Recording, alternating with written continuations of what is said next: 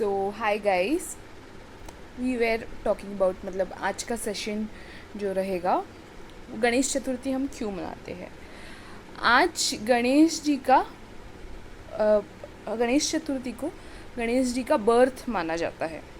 अभी ये स्टोरी तो हम सबको पता है कि पार्वती के महल से पार्वती ने एक मूर्ति बनाई और फिर उसमें एक प्राण उसकी उसकी प्राण प्रतिष्ठा की, उसमें प्राण फूके और फिर गणेश जी का जन्म हुआ। और ये जो सारी स्टोरी है ये शिव पुराण में भी दी गई है और ये हम सबको पता है। लेकिन मैं आपको इसका मीनिंग बताना चाहती हूँ। First of all, Parvati ji ने पुत्र की कामना से या पुत्र की इच्छा से 1 साल तक शिव जी के कहने पर गणेश चतुर्थी का व्रत किया था। गणेश तत्वा गणेश लोक में प्रेजेंट था। गणेश बुद्धि के देवता माने जाते हैं, देवताओं में श्रेष्ठ या प्रथम पूज्य है। तो ये व्रत किया था। अब हमको पता है काफ़ी हद तक काफ़ी सारी लेडीज़ गणेश चतुर्थी का व्रत करती आई है, करती रहेगी। और मतलब गणेश चतुर्थी का व्रत 1 साल तो काफ़ी छोटा ड्यूरेशन है, काफ़ी सारे लोग करते हैं, हर महीने की चतुर्थी करते हैं। तो बेसिकली आपका जो इंटेंशन होता है that leads to manifestation. So for planning couples जो प्लान कर रहे हैं बेबी और उन्हें गणेश जी जैसा पुत्र चाहिए है, तो both of them should do Ganesh Chaturthi व्रत with an intention to manifest कि मेरा पुत्र गणेश जी जैसा हो या मेरे पुत्र में गणेश तत्व का अवतरण हो। सेकेंड मोस्ट इम्पॉर्टेंट थिंग, उसके बाद ऐसा हुआ कि 100 साल तक शिवजी और पार्वती जी अंतपुर में थे। उसके बाद शिवजी तपश्चर्या करने चले गए और पार्वती जी ने अपने हाथों के मैल से या अपने बॉडी के मैल से एक मूर्ति की प्रतिस्थापना की। राइट? इससे हमें क्या पता चलता है, हमारे बच्चे जो भी हो, whether it is a girl और इट इज़ अ बॉय, हमारे बच्चे ये हमारे भगवान हमें एक माटी का गोला देते हैं। राइट? उसमें हमारे ऑब्वियसली उसमें पेरेंट्स की जीन्स डालकर देते हैं। ठीक है? एवरी मंथ एक लेडीज़ को या फीमेल को पीरियड्स आते हैं। उसके बाद वो ओवम जो है वो पीरियड्स में चला जाता है, तो इट इज़ अ वेस्ट।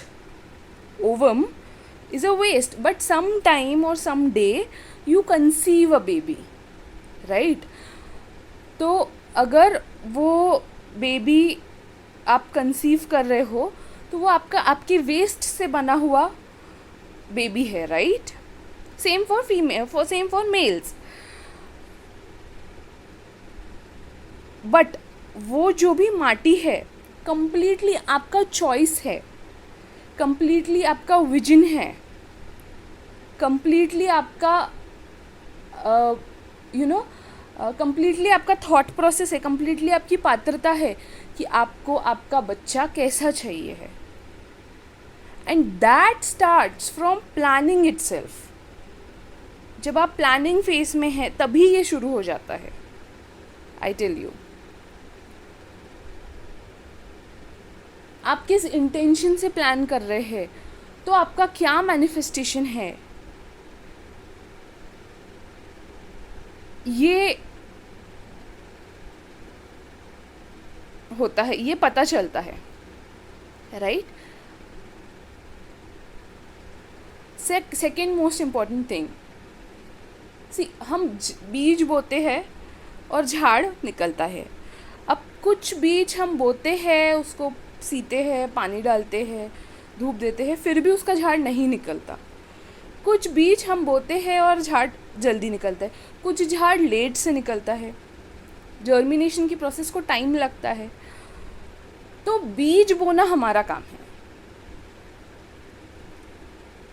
और कैसा बीज होना चाहिए, ये भी हमारा काम है।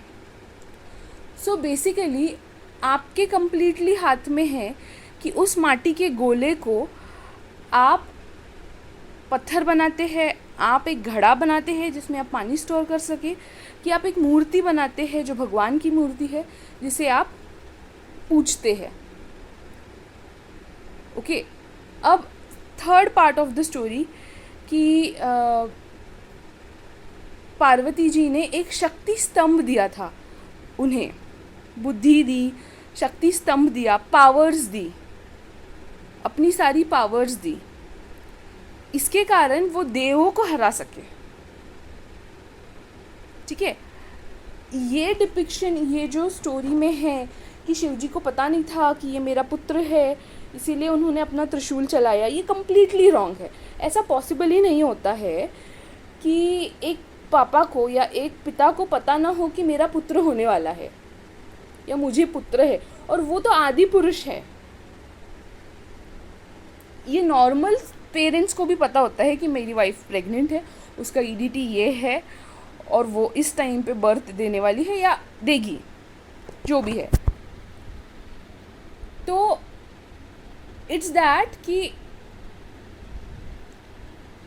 ऐसा तो हो ही नहीं सकता, बट ईगो का नाश करने के लिए उनका सिर धड़ से अलग किया गया। ओके, तो इसके जो बात का पार्ट है वो हम कल देखेंगे। चलो बाय।